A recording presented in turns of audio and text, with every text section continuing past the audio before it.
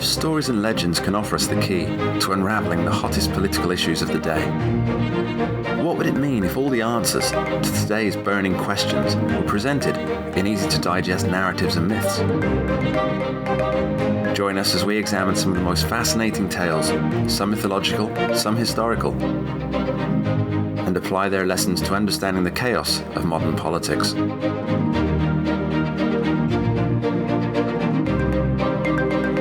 I'm your host, Mark Angelides. Welcome to The Rabbit Hole, Politics and Prose, a LibertyNation.com production. It may not have escaped your attention that active politics seems to be based on little more than lies and bluster nowadays.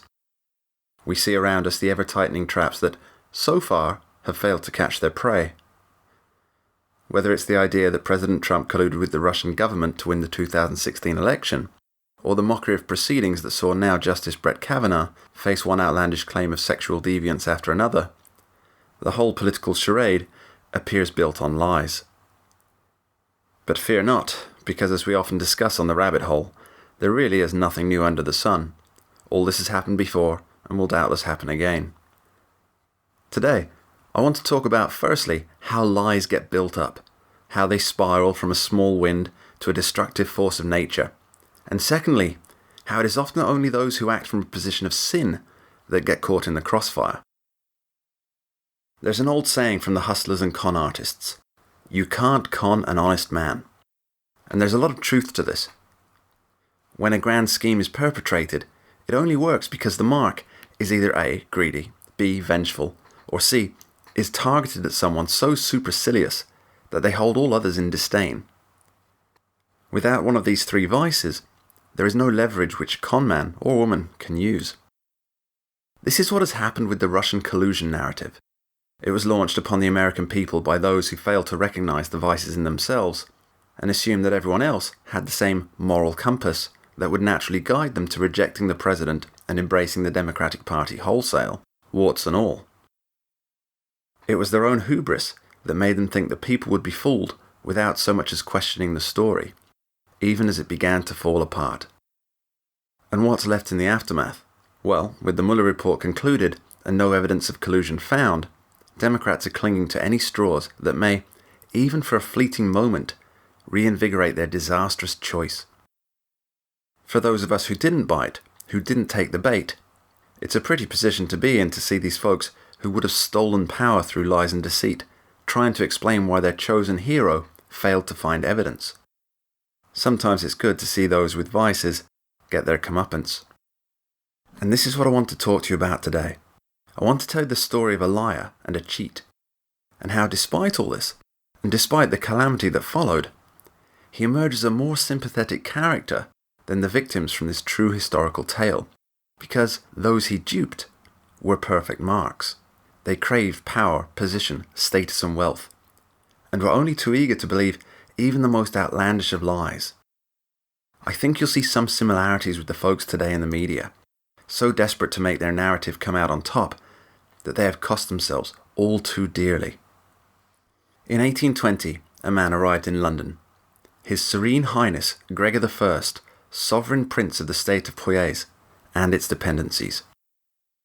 There was no ceremony to announce his arrival, nor was there fanfare, yet within a few short months, Gregor MacGregor, the Prince of Poyais, was the toast of the town. He hobnobbed with the great and the good of London. He was entertained by newly crowned King George IV, and was welcome at every banquet, festival, and lending house across the land. You see, Prince Gregor, fresh from his military exploits, had discovered a utopia. And not only had he paved the way for the Europeans to go there, he had made such deals that he himself was the new sovereign and able to bestow benefits on all those he saw fit. Poyais was located in Central America.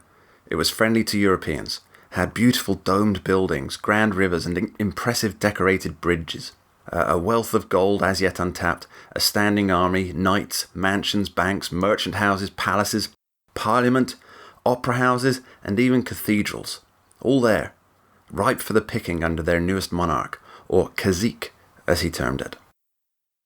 It was a paradise fit for nobility, and especially for those eager to accrue wealth and status. Prince Gregor began handing out positions and titles like candy. One surviving formal letter read, quote, "We, Gregor, extended the greeting of a brother sovereign to King George and appointed William John Richardson, commander of the most illustrious order of the Green Cross, major in our regiment of Horse Guards, to be our charge d'affaires in the United Kingdom of Great Britain." End quote. Surely an envied position, and one that William Richardson would have likely paid dearly for. This burgeoning utopia awaited those ready to embark on adventure, with palaces and mansions already in place, of course. Yet there was one problem. It was all a lie, a big fat fabrication, designed to enrich one man and to strip wealth from those who, in their greed, believed they could become the new kings and queens of a paradise. Gregor MacGregor was a conman of the highest order. Yet he was also a character of intriguing talents. Joining the British Army as an ensign at age 16, he quickly, under his own merits I might add, became a lieutenant. He spent time in Central and South America, where he commanded regiments and was promoted to general. This was a brave and talented man. In 1817 he recruited a small army and took over the Florida island of Amelia. He expected to have US support, but it's not known if any was forthcoming. On the day of what he assumed would be a pitched battle to liberate the port, he said, quote, "I shall sleep either in hell or Amelia tonight." End quote. As it turns out, he had overestimated the amount of resistance he would face, and the defenders had underestimated the force he would bring with him. He won the island without a single shot being fired, and announced the formation of the short-lived Republic of the Floridas, with himself as the head of government. When reinforcements failed to appear, he decided to abandon the ill-fated project, but perhaps this was where his idea for Poyais was birthed. Back to London, and the now travelling court of Prince Gregor, he began organising boats and transport to Poyais, selling plots of lands, mining rights, titles, commissions, and even buildings. He took out huge loans from lending houses, created bonds that would be drawn against the Poyais government. And, because the new citizens of Poyais would need local currency, he began exchanging their soon-to-be worthless British coin for banknotes of this new nation. The notes were, of course, printed by himself and a company in Edinburgh. Wealthy and lauded, Prince Gregor saw off the first ships, and away they sailed to their richly bought paradise. When they arrived, based on the maps drawn by Gregor himself, they found nothing but jungle and an unwelcome coastline. They had been cheated, and they knew it. Some died of disease, others were rescued by naval ships sent from British Honduras.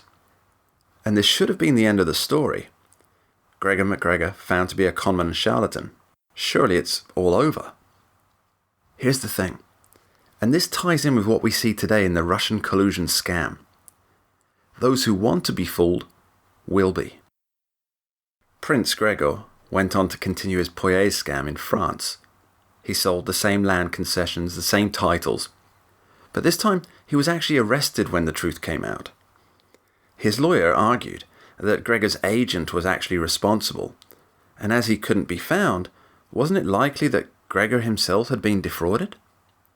He was released and returned to England. Initially he was arrested, and then released after just a week, and then went on to claim that he was merely a grand functionary of Poyais, and began securing more loans in the government's name, but on a much smaller scale. You see, despite all of the Poyais bonds falling through, and all of the investments disappearing, the people returning to state that there was nothing there, and all the people who didn't return, there were still people willing to believe in the basic idea that Poyais existed. If you tell a lie that's big enough and audacious enough, people will believe it. Those who bought into the Russia hoax, perpetrated by the Democrats, supported by the intelligence community, they wanted to believe. They couldn't understand why or how they lost to someone they saw as vulgar and beneath contempt, and all those idiotic people who voted for him were mere fools, duped by the Russian government. It was the only way to explain their own inadequacies and failures. And when Robert Mueller, or Prince Robert, as we'll call him, announced, finally, after 2 years, millions of dollars and an uncountable amount of damage to the US reputation, that there was no Russian collusion, and in fact that the Trump campaign team had actively turned away offers to help from the Russians. After all this, did these desperate suckers, these marks, did they cut their losses, accept that they had been fooled once? Or did they double down and invite the shame of being fooled twice? No matter what happens, no matter the evidence presented, there are still prideful folk who will always believe the Russian collusion narrative because they want it to be true. They want the wealth of Poyais. Thank you for listening to The Rabbit Hole, Politics and Prose, a LibertyNation.com production. Join us next episode. We'll be talking more history, politics, legends and stories. Until next time, thanks for listening.